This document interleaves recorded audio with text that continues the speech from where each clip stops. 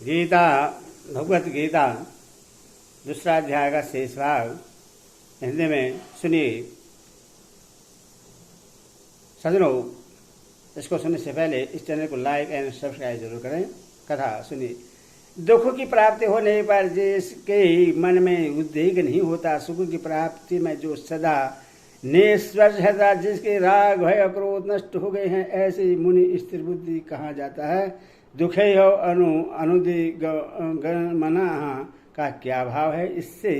इससे स्थिर बुद्धि मनुष्य के अंतःकरण में उद्वेग का सर्वदा अभाव दिखला गया है।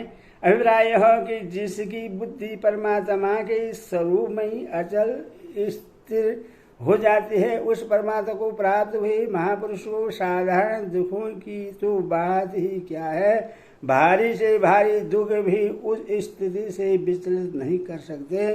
शास्त्र द्वारा शरीर का काटा जाना, अत्यंत दुस्सह, सर्दी, गर्मी, वर्षा और बिजली आदि से होने वाली शारीरिक पीड़ा, अति उत्कंठ रोग जनित व्यथा, पीर से भी पीर वस्तु का आकस्मिक वियोग, बिना कारण ही संसार में महान अपमान एवं तिरस्कार और निंदादिका हो जाना, इसके सिवाय और भी जितने महान दुखों के कारण हैं, वे सब एक साथ उपस्थित होकर भी उसके मन में किंचित मात्र ही उद्वेग नहीं उत्पन्न कर सकते।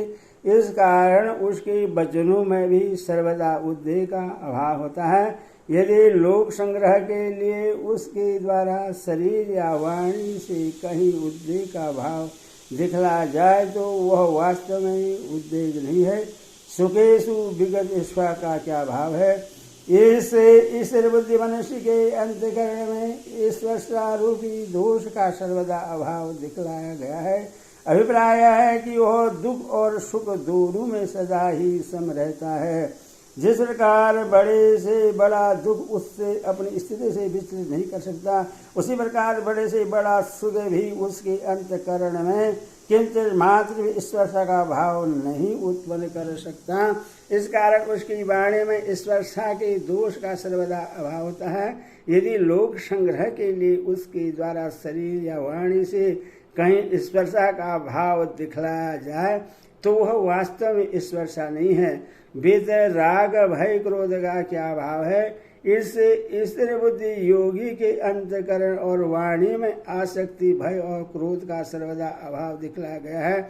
अभिप्राय यह है कि किसी भी स्थिति में किसी भी घटना से उसके अंतःकरण में न तो किसी प्रकार की आसक्ति उत्पन्न हो सकती है, न किसी प्रकार का जरा भी भय हो सकता है और न क्रोध ही हो सकता है। इस कारण उसकी वाणी भी आसक्ति, भय और क्रोध के भावों से रहित, शांत और सरल होती है।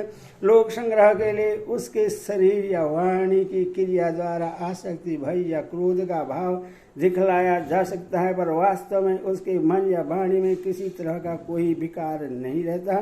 केवल वाणी को उपयुक्त समस्त विकारों से रहित करके बोलना तो किसी भी धैर्य युक्त बुद्धिमान पुरुष के लिए भी संभव है, पर उसके अंतःकरण में विकार हुए बिना नहीं रह सकते।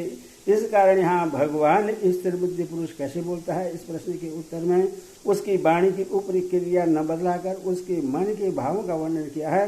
अतः इससे यह समझना चाहिए कि स्थिर बुद्धि योगी की वाणी भी वास्तव में उसके अंतःकरण के अनुरूप सर्वदा निर्विकार और शुद्ध होती है।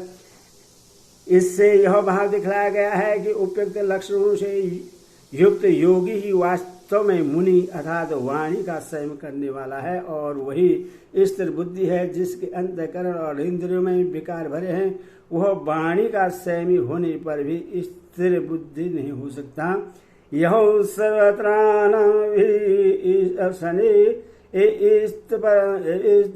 प्राप्य शुभम नावेन ददिष्टि तस्य प्रतिष्ठतः। जो पुरुष सर्वस्व स्नेह रहित हुआ उस शुभ या अशुभ वस्तु को प्राप्त होकर न प्रश्न होता न द्वेष करता है, उसकी बुद्धि स्थिर है। सर्वस्व अन्य भी स्नेह का क्या भाव है?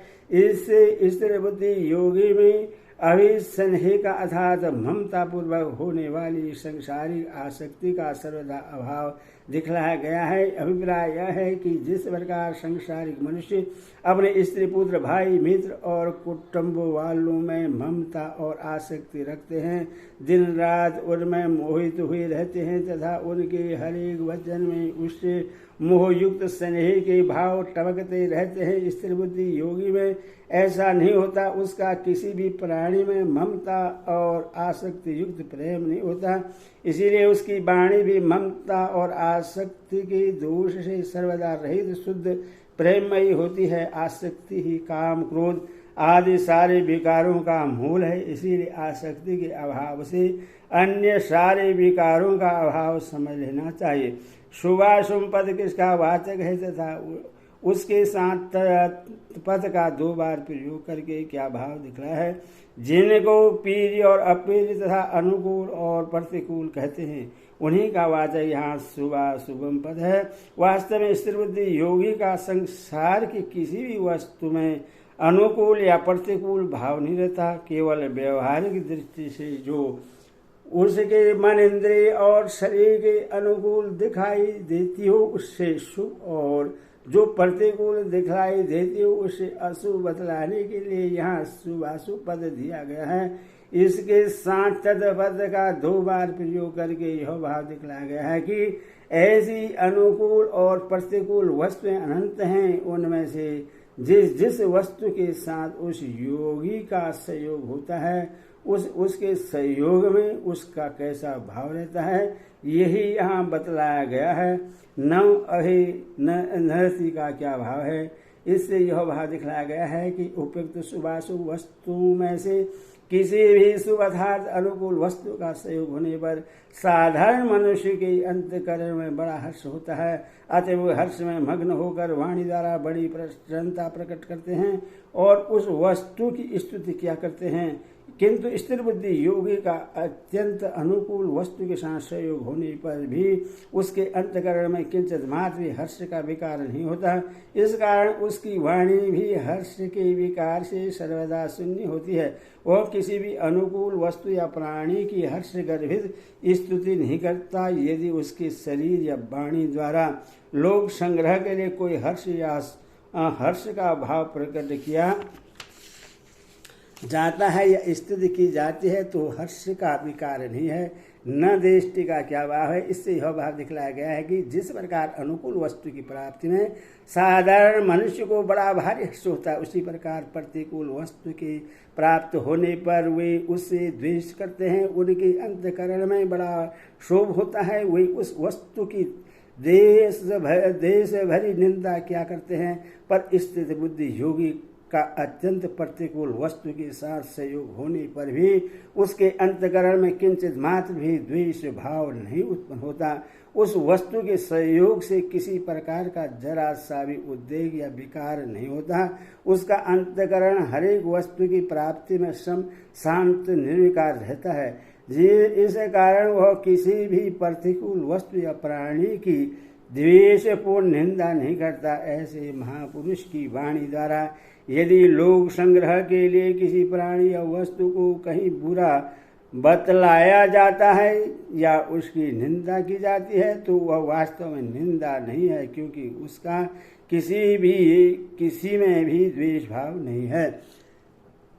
इससे यह भाव दिखलाया गया है कि जो महापुरुष उपयुक्त लक्षणों से संपन्न हों, जिनके अंतःकरण और इंद्रियों में किसी भी वस्तु या प्राणी के सहयोग वियोग में किसी भी घटना से किसी प्रकार का तनिक भी विकार कभी न होता हो, उनको स्थिर बुद्धि योगी समझना चाहिए। इन 2 श्लोकों में बोलने की बात तो स्पष्ट रूप से कही नहीं जाती, फिर यह कैसे समझा जा सकता है कि इनमें वह कैसे बोलता है, इस प्रश्न का उत्तर दिया गया है। यह तो पहले ही कह चुका है कि यहाँ साधारण बोलने की बात नहीं है, केवल वाणी की बात हो तब तो कोई भी दम्भी या पाखंडी मनुष्य भी रटकर अच्छी से अच्छी वाणी बोल सकता है। यहाँ तो यथार्थ मन के भावों की प्रधानता है। इन 2 श्लोकों में बतलाए हुए मानसिक भावों के अनुसार इन भावों से भाषित हो वाणी होती है, उसी से भगवान का तात्पर्य है। इसीलिए इनमें वाणी की सर्वश्रेष्ठ बात न कहकर मानसिक भावों की बात कही गई है। हरि ओम तत्सत् हरि ओम।